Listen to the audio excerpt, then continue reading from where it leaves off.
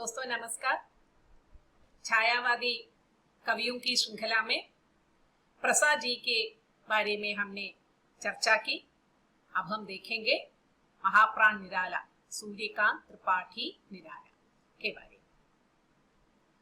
छायावादी युग के क्रांतदर्शी क्रांतिकारी कवि थे निराला। क्रांतदर्शी माने क्या है? भविष्य का दृष्टा। क्योंकि छायावाद में रहकर भविष्य का दर्शन करके रचनाएं करने वाले कवि थे निराला। बहुत ही प्रतिभाशाली कवि थे। प्रगतिवादी रचनाएं भी उन्होंने की थी। तो छायावाद युग के क्रांतदर्शी और क्रांतिकारी कवि थे निराला। आप बड़ी स्वतंत्र प्रकृति के कवि थे, क्योंकि अपनी इच्छा के अनुसार कविता रचने वाले कवि थे निराला। जो तत्कालीन साहित्यिक नियम जो है, उन नियमों के अनुसार काव्य रचना करने वाले नहीं थे। क्योंकि वर्ड्सवर्थ ने जैसे कहा है कि spontaneous overflow of powerful feeling वही कविता है। तो वो जो पावरफुल फीलिंग है, भावावेग के कारण जो हमारे मन से निकलने वाली जो भी रचनाएं हैं, जो भी शब्द है, उसे शब्दबद्ध करने पर वो कविता बन जाती है। तो निराला ऐसे कवि थे, स्वच्छंदतावादी कवि थी। तो वो साहित्यिक नियमों के वो कड़े अनुशासन में कविता लिखने वाले कवि नहीं थे। तभी तो मैंने द्विवेदी युग में कहा था, महावीर प्रसाद द्विवेदी निराला की कई रचनाओं को लौटा दिया था द्विवेदी जी ने, क्योंकि उस समय के तत्कालीन नियमों के अनुसार कविता रचने वाले कवि नहीं थे। बाद में निराला की प्रतिभा को द्विवेदी जी ने भी मानी थी। आप दार्शनिक और कवि भी। सूर्यकांत त्रिपाठी निराला बस 21 फरवरी 1896 में उनका जन्म हुआ था। और कहाँ हुआ था उनका जन्म? बंगाल की रियासत महिषादल जिला मेदिनीपुर में उनका जन्म हुआ था। वो छायावादी युग के 4 प्रमुख स्तंभों में एक माने जाते हैं। आपने अपने समकालीन कवियों से, अन्य कवियों से अलग उन्होंने कविता में कल्पना का सहारा बहुत कम लिया है। यानी कि उनकी जितनी भी कविताएं हैं वो यथार्थ के धरातल पर खड़े होकर उन्होंने लिखी है और यथार्थ को प्रमुखता से चित्रित किया है। वे हिंदी में मुक्त छंद के प्रवर्तक भी माने जाते हैं। वो कवि, उपन्यासकार, कहानीकार, निबंधकार और अनुवादक। आगे देखिए, उनके कहानी संग्रह है लिली 1934 में, सखी 1935 में, शुक्ल की बीवी 1941 में, चतुरी चमार 1945 में। सखी संग्रह का एक नए नाम से पुनः प्रकाशन, सखी संग्रह का पुनः प्रकाशन है देवी 1948 में, 1948 में। पूर्व प्रकाशित संग्रहों से संचयन, एकमात्र नई कहानी जानकी, सीख भरी कहानियां ईसप की, नीति कथाएं 1969 में, 1969 में ही उनकी मृत्यु भी हो गई है। आगे देखिए, निराला का जन्म महिषादल स्टेट मेदिनीपुर, जैसे पहले कहा था, फिर से मैं लिख रही हूँ, मेदिनीपुर बंगाल में हुआ था। निराला जी का जन्म रविवार को हुआ था, इसलिए यह सूरज कुमार कहलाए। सूरज कुमार माने सूरज का कुमार, रविवार है तो इसलिए उनको सूरज कुमार नाम दिया था।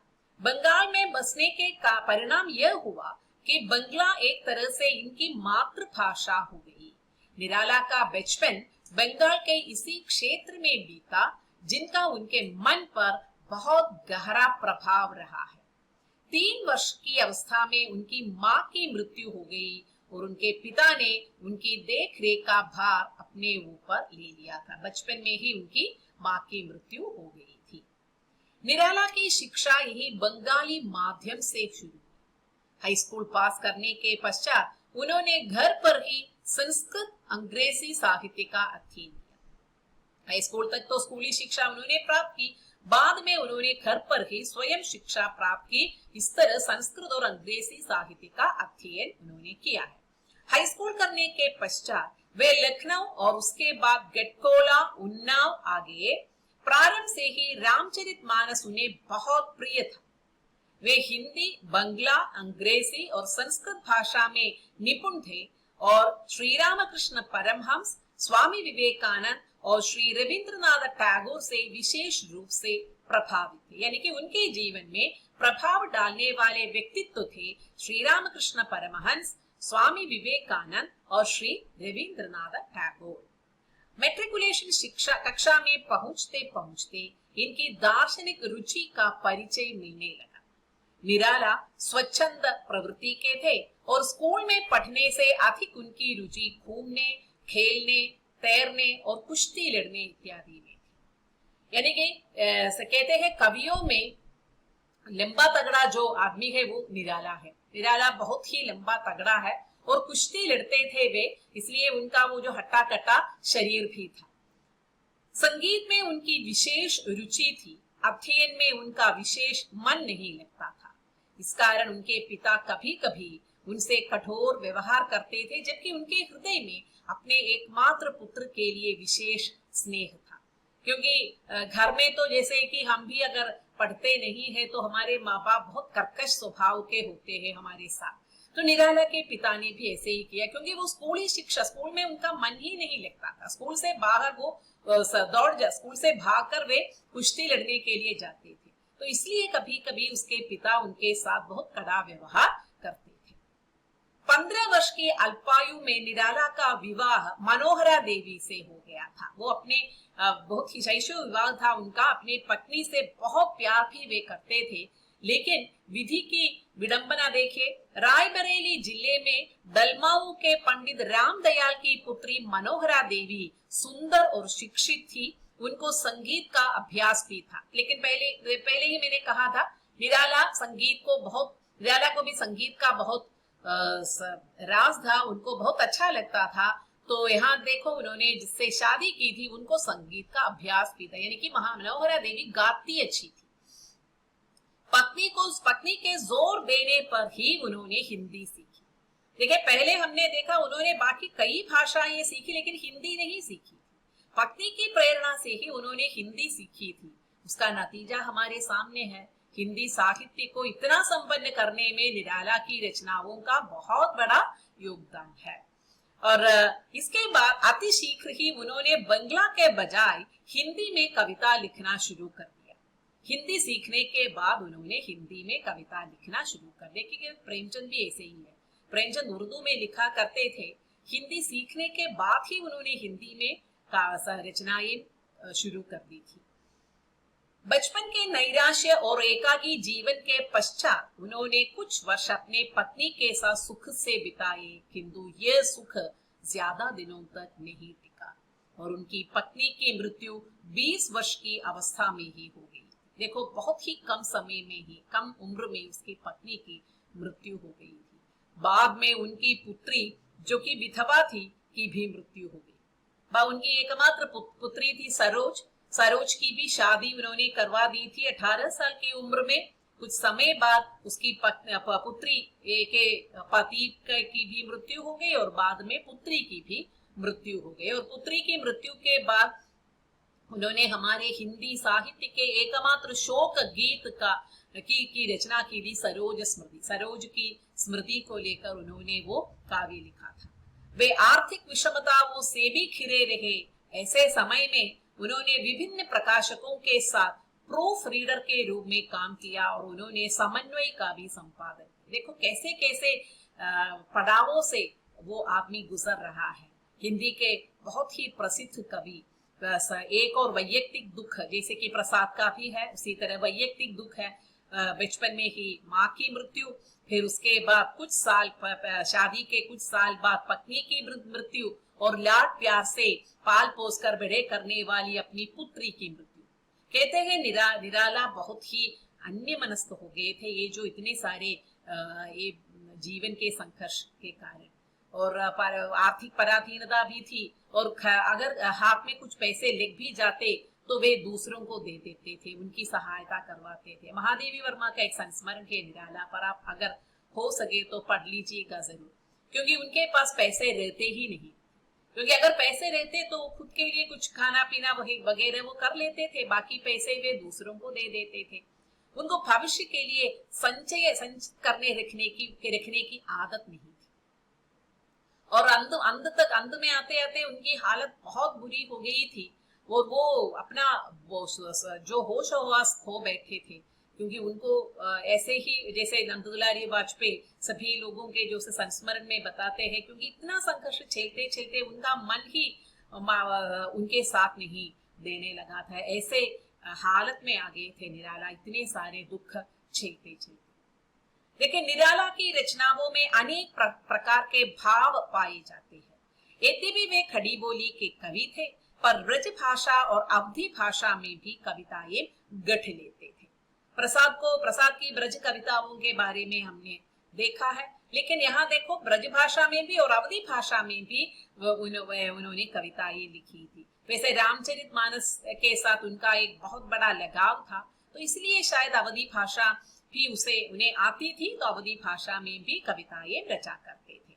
उनकी रचनाओं में कहीं प्रेम की सखनता है, कहीं आध्यात्मिकता, तो कहीं विपन्नों के प्रति यानी कि गरीबों के प्रति सहानुभूति व संवेदना, कहीं देश प्रेम का जज्बा, तो कहीं सामाजिक रूढ़ियों का विरोध, तो वह कहीं प्रकृति के प्रति झलकता अनुराग।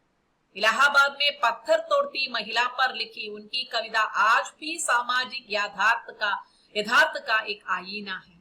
उनका जोर वक्तव्य पर नहीं वरन चित्रण पर था। उनका जोर वक्तव्य पर नहीं बल्कि चित्रण पर था। सड़क के किनारे पत्थर तोड़ती महिला का रेखांकन उनकी काव्य चेतना की सर्वोच्चता को दर्शाता है, यानी कि यथार्थ के धरातल पर खड़े होकर उन्होंने तोड़ती पत्थर की रचना की थी। भिक्षुक की रचना भी यथार्थ के धरातल पर। देखिए, भिक्षुक कविता आप सभी ने पढ़ी होगी। एक भिक्षुक का चित्र, सीधा साधा चित्र हमारे सामने साकार होकर आ जाते हैं भिक्षुक कविता में। तोड़ती पत्थर भी ऐसी ही एक कविता है। देखिए, वो तोड़ती पत्थर, देखा उसे मैंने इलाहाबाद के पथ पर, वो तोड़ती पत्थर, कोई न छायादार पेड़ वो जिसके तले बैठी हुई स्वीकार।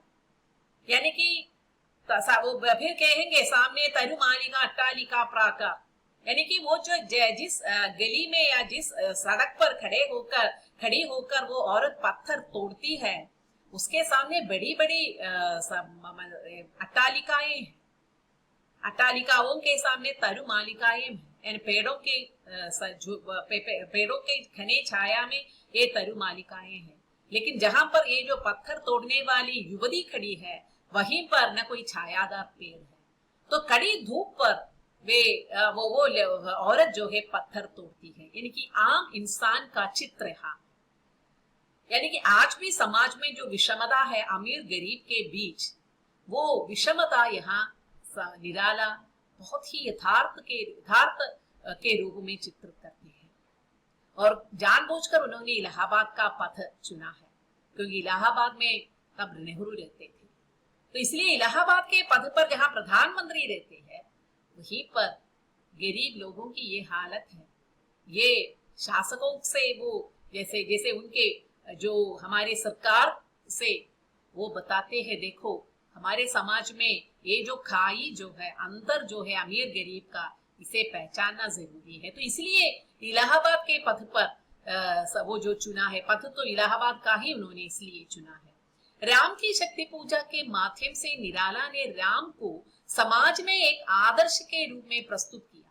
वे लिखते हैं, होगी जय हे पुरुषोत्तम नवीन, कह महाशक्ति राम के बदन में हुई लीन। इनकी राम एक आदर्श है। राम को कभी भी सभी ने आदर्श के रूप में चित्रित किया है, एक आदर्श राजा के रूप में। निराला की रचना धर्मिता में एक रसता का पुटने, यानी कि एक ही प्रकार की रचनाएं नहीं है। उन्होंने जुही की कली भी लिखी है, तोड़ती पत्थर भी लिखी है। देखो दोनों में कितना अंतर है। जुही की कली में प्रेम और विरह है, तोड़ती पत्थर में सामाजिक यथार्थ का चित्र है। भिक्षुक में एक गरीब भिक्षुक की दयनीय हालत है। तो इस तरह और फिर जागो फिर एक बार में हमसे आह्वान करवा रहे हैं, हमारा आह्वान कर रहे हैं। सरोज स्मृति में पुत्री की व्यथा में तड़पने वाले एक पिता का रुदन है, और राम की शक्ति पूजा में एक आदर्श राजा का चित्र है इसमें। तो इस तरह निराला की रचनाएं कविताएं जो है विषय वैविध्य से संपूर्ण है। तो इसलिए कहते हैं एक रास्ता नहीं है। वे कभी भी बंद कर नहीं लिख पाते थे और न ही ये उनकी फक्कट प्रकृति के अनुकूल था। फक्कट प्रकृति माने वो घूमने वाले व्यक्ति है, तो इसलिए एक जगह बंद होकर नहीं रहते, माने एक ही प्रकार की रचनाएं नहीं है। घूमने से क्या होता है, जीवन विभिन्न विभिन्न जीवनानुभव होते हैं, विभिन्न प्रकार से लोगों से उनकी मुलाकात हो जाती है, तो उन सबके जीवन को वे अपनी रचनाओं में हमारे सामने रखते हैं। निराला की जूही की कली कविता आज भी लोगों के जेहन में बसी है। इस कविता में निराला ने अपनी अभिव्यक्ति को छंदों की सीमा से परे छंद विहीन कविता की ओर प्रवाहित किया है, यानी कि मुक्त छंद की कविता है ये जूही की कली कविता। और ये भी कहते हैं कि कभी कभी जो देखिए रचनाएं कवि के अंतर मन से होती है, तो वो रचनाएं बाहर आने का कारण भी होगा, कवि के शायद कवि के वैयक्तिक अनुभव होंगे। तो कहते हैं जूही की कली अपनी पत्नी से के विरह में पीड़ित एक कवि का जो कवि के आंसू है, ये जो जूही की कली या कवि का रुदन है जूही की कली। देखिए विजन मन वल्लरी पर सोती थी सुहाग भरी स्नेह स्वप्न मग्न अमल कोमल तन तरनी जूही की कली दृग बंद किए शिथिल पत्रांग में वासंती निशा थी। शिथिल पत्रांग में वहां तक आप देख लीजिए, एक जूही का जो इमेज जो है हमारे मन में आ जाती है। तो निशा के समय रात के समय एक जूही की कली का चित्र हमारे सामने रख लेता है निराला। निराला के काव्य में आध्यात्मिकता, दार्शनिकता, रहस्यवाद और जीवन के गूढ़ पक्षों की झलक मिलती है। पर लोक मान्यता के आधार पर निराला ने विषय वस्तु में नए प्रतिमान स्थापित किए और समसामयिकता के पुट को भी खूब उभारा। यानी कि छायावादी कविता तो थे ही वो, लेकिन उनमें समसामयिकता का पुट फिर यानी कि समकालीन उस समय के जीवन यथार्थ भी उसमें था। अपनी पुत्री सरोज के असामयिक निधन और साहित्यकारों के एक गुट द्वारा अनवरत अनर्गल आलोचना किए जाने से निराला अपने जीवन के अंतिम वर्षों में मनोविक्षिप्त से हो गए थे, यानी कि ऑलमोस्ट हम कह सकते हैं पागल से हो गए थे निराला, क्योंकि इतने सारे संघर्ष। और देखिए निराला को अपने जीते जी उतना सम्मान नहीं मिला जितने वो अधिकारी थे, उनके मरने के बाद उनको सम्मान मिला वगैरह। तो इसलिए निराला मर्माहत हो गए थे, इसलिए वो मनोविक्षिप्त हो गए थे। कहते थे कभी कभी वो शमशान घाट में रात में जाकर बैठा करते थे और उनको होशो हवास नहीं था, और नंदुलारी वाजपेयी जैसे मित्र उनको जाकर बुलाकर घर लाया करते थे, ऐसा भी बताया जाता है। तो इस तरह इतने संघर्ष झेलते झेलते उनकी ये हालत हो गई थी। पुत्री के निधन पर शोक संतप्त निराला सरोज स्मृति में लिखते हैं, मुझ भाग्यहीन की तू संबल, युग वर्ष बाद जब हुई विकल, दुखी जीवन की कथा रही, क्या कहूं आज जो नहीं कही। तो ये एक पिता का रुदन है। निराला की भाषा संस्कृत गर्भित है, किंतु उसमें उर्दू व फारसी के शब्दों का नितांत बहिष्कार ही नहीं है, क्योंकि शुद्ध हिंदी में संस्कृत शब्दों के सहारे वे लिखा करते थे, लेकिन कहीं कहीं स्वाभाविकता के रूप में जब उर्दू फारसी के शब्द उनकी कविताओं में भी आते थे। आपका अलंकार विधान बड़ा स्वाभाविक है। आगे हम देखेंगे सुमित्रानंदन पंत। सुमित्रानंदन पंत इसी तरह जीवन संघर्ष झेलने वाले कवि नहीं थे, वो प्रकृति के गोद में पलने वाले कवि थे। उनकी सारी की सारी कविताएं प्रकृति से जुड़ी हुई है। प्रकृति की सुरम्य गोद में जन्मे और पीला कवि जन्मे और पला।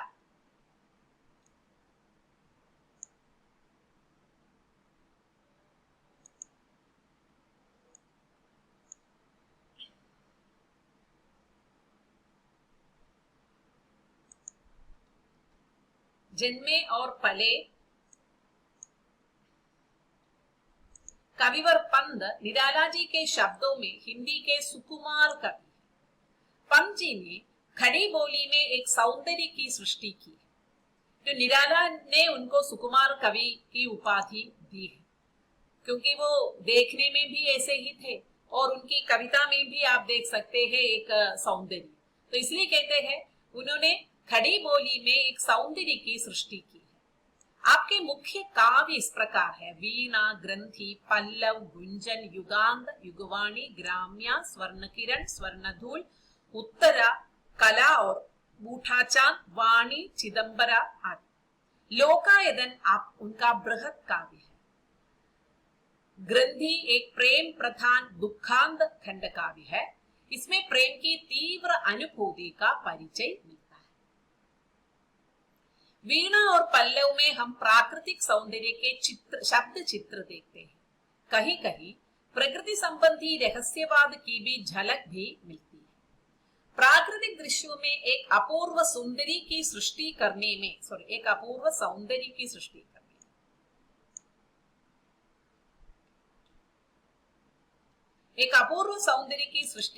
में वे ध्यान देते थे, क्योंकि कहते हैं पंत जी सबका ही सौंदर्य देखते थे।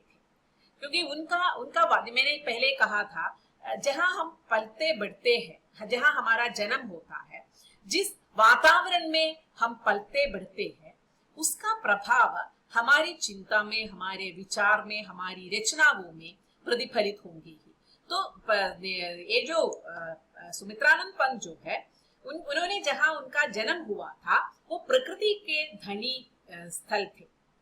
तो इसलिए उन्होंने प्रकृति के सौंदर्य सुषमा को देखकर ही उनका बचपन बीता था, उनका जीवन ही बीता था। तो इसलिए उनकी सभी रचनाओं में वो जितना भी प्रकृति का सौंदर्य वर्णन करे, उनको मन को ऐसा लगता था ये पूरा नहीं है, और भी लिखना है। तो इसलिए उनको सुकुमार कवि कहते हैं। प्राकृतिक दृश्यों में एक अपूर्व सौंदर्य की सृष्टि करने में वे ध्यान देते थे। अपनी कल्पना द्वारा नई नई उपमाओं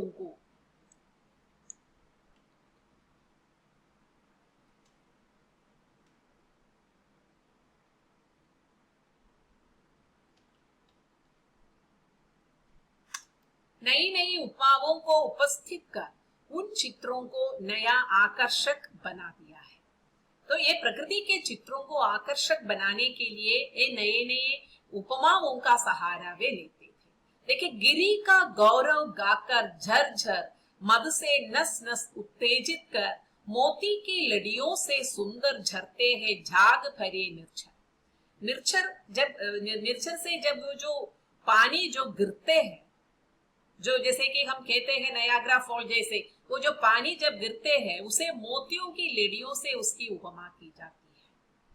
तो देखो, ये एक प्रकार के कविता का एक अलग सौंदर्य है जो पंत जी की कविताओं में दृष्टिगत होते हैं। आगे देखिए, ग्रंथि में पंत की प्रेम पूर्ण विरह जन्य करुणा के दर्शन होते हैं। जैसे कि आंसू और निराला के अन्य कविताएं हैं, उसी तरह प्रेम और विरह संबंधी उनकी कविताएं संकलित है ग्रंथि में। साथ साथ दुखवाद की पर्याप्त मात्रा भी उसमें है। उन्होंने दुख को ही कविता का मूल माना। उनकी प्रसिद्ध पंक्तियां हैं ये: वियोगी होगा पहला कवि, आह से उपजा होगा गान, उमड़कर आंखों से चुपचाप बही होगी कविता अनजान। यानी कि कवि को वियोगी होना चाहिए, कवि के मन में दुख होना चाहिए। ये जरूरी नहीं कि उनका वैयक्तिक दुख, लेकिन दूसरों के दुख के साथ एम्पैथी होना चाहिए, अनुताप होना चाहिए। दूसरों के दुख को अपना दुख के रूप में पहचानने की ऐसा एक मन होना चाहिए, जिसे हम कहते हैं कि संवेदनात्मक क्षमता। तभी तो हमारे मन से वो रचना बाहर निकलेगी ही। तो इसलिए कहते हैं आंख से उपजा होगा गान, उमड़कर आंखों से चुपचाप। जैसे कि कोई वेदना अगर हम देखें, या हमारे अपने हो दूसरों की हो, हमारे मन में या हमारी आंखों से आंसू बहना चाहिए।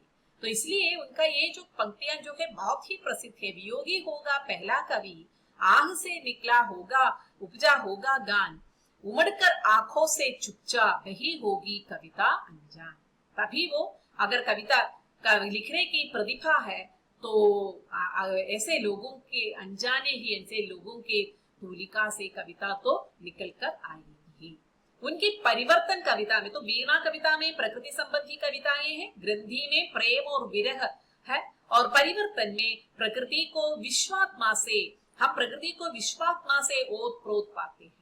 यानी कि प्रकृति का खाली वर्णन नहीं, प्रकृति को ईश्वर के साथ जोड़कर देखते हैं पंत जी यहाँ पर। उसमें प्रकृति का उग्र और विध्वंसक रूप भी दिखाई देता है। प्रकृति का सौंदर्य हम वीणा में देखा, परिवर्तन में प्रकृति और ईश्वरीय संबंध, प्रकृति का ईश्वरीय संबंध, और उसके साथ साथ प्रकृति का भीषण रूप, विध्वंसक रूप। जैसे कि हमारे यहाँ अभी जो बाढ़ आ गई तो प्रकृति का विध्वंसक रूप है। गुंजन में जीवन में सौंदर्य देखने वाले पंत जी को हम देखते हैं, यानी कि प्रकृति में ही नहीं, मानव जीवन में जो सौंदर्य है वो देखने वाले पंत जी को हम गुंजन में देखते हैं। पंत जी की प्रतिभा विकासशील है। पहले वे प्रकृति सौंदर्य में जीवन की विषमताओं को भूल जाना चाहते थे, यानी कि प्रकृति सौंदर्य में उनके भी अपने दुख होंगे, लेकिन वे प्रकृति में इतने तन्मय रहते थे, तो प्रकृति का सौंदर्य में वो अपनी विषमताओं को भूल जाना चाहते थे। धीरे धीरे उनकी प्रतिभा जीवनोल्लास के दर्शन की ओर झुकी। देखो, ये पंत जी के काव्य जीवन के बारे में मैं एक और बात बताना चाहती हूँ कि वे छायावादी तो थे, लेकिन फिर उनका मन धीरे धीरे प्रकृति और प्रकृति के रहस्यमय जो बातें हैं उनकी ओर गई। उस रहस्य को वे भगवान के साथ या ईश्वर के साथ मिलाकर देखा, तो वे दार्शनिक के रूप में, कवि के अंदर एक दार्शनिक है, दार्शनिक के रूप में हम देखते हैं। फिर उन्हें अरविंद दर्शन की ओर उन्मुख होते देखते हैं। तो इस तरह उनके कवि जीवन का पड़ाव जो है विकसित होते होते विभिन्न दर्शनों से गुजरते हैं। तो इसलिए कहते हैं उनकी प्रतिभा जीवनोल्लास के दर्शन की ओर झुकी। तितली और भौरों के रंग बिरंगी दुनिया से बाहर निकलकर वे कठोर जीवन की धूप छाव का चित्रण करने लगे। पहले उनकी पहली कविताएं देखे वीणा में सचमुच वो प्रकृति के सौंदर्य और यानी कि प्रकृति को जीवन से जोड़कर देख लिया जाए, वहां भी वे सौंदर्य देखते हैं। लेकिन फिर वो ग्रंथि में आकर जीवन के दुख को देखते हैं। परिवर्तन में जब प्रकृति को भगवान से मिलाकर देखते हैं, तब वो सुख दुख नाम शीर्षक कविता लिखी। तो देखिए, इसलिए फिर वे मानवोपासना की ओर अग्रसर हुए। मानव की उपासना, मानव अपने जीवन पर कितना संघर्ष झेलता है, इसके बारे में भी उन्होंने लिखा। सुंदर है विहग सुमन सुंदर, मानव तू सबसे सुंदरता। यानी कि प्रकृति के सौंदर्य चित्रण करने वाले कवि कहते हैं प्रकृति के जो भी उपादान है, चाहे वो पक्षी हो, वो प्राणी हो, जो भी हो, ये सभी सुंदर है। सुमन भी सुंदर है। देखिए, सुंदर है विहग यानी कि पक्षी, सुमन सुंदर, मानव तुम सबसे सुंदरतम। निर्मित सबकी तिल सुषमा से, निर्मित सबकी तिल सुषमा से, तिल सुषमा से तुम निखिल सृष्टि में चिर निरूपम। सबको सौंदर्य से सौंदर्य के साथ सृष्टि हुई है सबकी इस दुनिया में या इस प्रकृति में, लेकिन हे मानव, तुम तो सृष्टि में निरूपम हो, अनुपम हो। तुमसे तुलना करने कोई और जीव नहीं है, इतना सुंदर है तुम। तो इस तरह मानव की उपासना की ओर झुकने वाले, बैठने वाले कवि को हम इधर देखते हैं। आगे देखिए, पंत जी की प्रतिभा युगवाणी और ग्राम्या में साम्यवाद की ओर झुकी नजर आती है। निराला की तरह प्रगतिवाद की ओर झुके पंत जी को हम यहाँ भी देखते हैं। युगवाणी में नारी स्वातंत्र्य का भी संदेश है। मुक्त करो नारी को मानव, चिर बंदनी नारी को, युग युग की बर्बर कारा से जननी सखी प्यारी को। तो यहाँ पर नारी की स्वतंत्रता के लिए आह्वान कर रहे हैं कवि। युगांत में पिछले युग के अंत का संकेत है, तो युगवाणी में नए युग का संदेश है। तो ये दोनों साम्यवादी रचनाएं हैं। एक युग का अंत हुआ वो युगांत में, और दूसरे युग की शुरुआत हुई वो युगवाणी में हम देखते हैं। पंत जी ने प्रायः मुक्त काव्य लिखा है, किंतु उसमें भावों की छड़ी सी बंध जाती है। भावों की छवि माने भावों की ऐसे लगातार भावों का जो चित्रण जो है वो हम देख सकते हैं उसमें। उनकी परिवर्ती रचनाओं में अरविंद दर्शन की छवि भी देखने को मिलते हैं। तो ये कवि के अंतिम, जैसे ये कवि उनके कविता की यात्रा में अंतिम पड़ाव है अरविंद दर्शन की छवि। उत्तरा, वाणी आदि कविताएं इसके उदाहरण है। लोकायतन उनका बृहत काव्य है जिसमें गांधी दर्शन का प्रभाव है। चिदंबरा नामक कृति पर कवि को ज्ञानपीठ पुरस्कार प्राप्त हुआ है। तो ये कि देख लेना है, छायावाद के 4 स्तंभों में पंत और महादेवी वर्मा को ज्ञानपीठ पुरस्कार से नवाजा गया था। आगे हम देखेंगे महादेवी वर्मा, आधुनिक मीरा के नाम से प्रसिद्ध कवयित्री है महादेवी वर्मा। वर्तमान युग में यद्यपि मीरा और ध्रुव की सी प्रेम साधना, ध्रुव माने को, ध्रुव कौन है? वो ध्रुव एक राजकुमार है जो अपने पिता के प्यार के लिए कठोर तपस्या की थी। तो इसलिए वो एक बहुत ही थे, ध्रुव नक्षत्र जो हम देखते हैं वो इसी के नाम पर है। ध्रुव की प्रेम साधना और भक्ति भावना प्रायः असंभव ही है, क्योंकि आजकल का दार्शनिक चिंतन और जटिल जीवन भावना में बाधक होता है। तो ये आजकल हम इतने बिजी है तो हम इस तरह के प्रेम हमारे आजकल के जीवन में नहीं है, क्योंकि वो निष्काम प्रेम है। बदले में वो कुछ नहीं चाहते, तो वो अपने प्रेम बराबर देते रहते हैं। फिर भी आधुनिक कवियों ने आध्यात्मिक वियोग की सुंदर अभिव्यक्ति की है। उनमें महादेवी वर्मा का स्थान बहुत ऊंचा है। आपकी कविताओं में दुख की तीव्र अनुभूति है। आपने मन के सूनेपन को सारे संसार में बिखरा पाती है। यानी कि उनके मन में जो सूनापन है वो संसार को देखते हैं तो उन्हें लग रहा है संसार भी सूना है। जितने भी लोग हैं चारों ओर, फिर भी वो अपने आप को अकेली महसूस करती है। तो इसलिए कहते हैं अपने मन के सूनेपन को सारे संसार में बिखरा पाती है। आपके रहस्यवाद की यह विशेषता है कि अब मनुष्य की सीमाबद्धता से संकुचित नहीं होती, उसकी लिखुता को ही उसका गौरव मानती है। यानी कि जिस तरह मीरा ने कृष्ण से प्रेम किया, उसी तरह महादेवी वर्मा एक अज्ञात प्रियतम से प्रेम करती हुई नजर आती है। लेकिन वो मिलन नहीं चाहती। वो कहती है मैं विरह में सुखी हूँ, क्योंकि मिलन होने पर शायद वो जो प्रेम की तीव्रता कम हो जाएगी, ऐसा उसका विश्वास है। लेकिन ये जो अज्ञात प्रियतम एक आध्यात्मिक भाव से युक्त है, तो इसलिए वो कहते हैं कि मानव की लिखुता उसकी गौरव है, उसकी गुरुता ही है। आप असीम में असीम देखती है, एक कण में भी असीमता दिखती है। यानी कि असीम माने सीमाहीन, ईश्वर को असीम मानते हैं और जैसे मनुष्य को भी असीम है। इसलिए कहते हैं मनुष्य की लिखुता को ही वो गौरव मानते हैं, इसलिए वो एक कण में भी असीमता देखती है। महादेवी पर बौद्ध धर्म का प्रभाव है। वे अमरता को जीवन का ह्रास समझती है। यानी कि अमर नहीं होना चाहिए, मृत्यु तो अवश्य भावी है। अमरता है जीवन का ह्रास, मृत्यु जीवन का चरम विकास है। महादेवी ईश्वर और जीव का संबंध एक और रश्मि और प्रकाश का अभिन्न मानते हैं। यानी कि रश्मि और प्रकाश, दूसरी ओर बादल और बिजली सा अभिन्न मानता है। रश्मि यानी कि उसकी अगर प्रकाश यानी कि दीपक से हमें मिलने वाला प्रकाश, रोशनी। रश्मि माने उसमें से निकलने वाली किरण, रेस। तो ये रेस और ये जो रोशनी जो है, इन दोनों में अंतर है क्या हमें पता नहीं, लेकिन वो अभिन्न है। अगर दीपक में दिया जलता है तो उसके प्रकाश हमें चारों ओर प्रकाश वो फैलता है, लेकिन वो दिया जलता है तभी तो उससे वो रेस जो है, वो किरण जो आ जाएगी। सूरज का प्रकाश, यानी कि सूरज से हमें रोशनी मिलती है, प्रकाश मिलता है।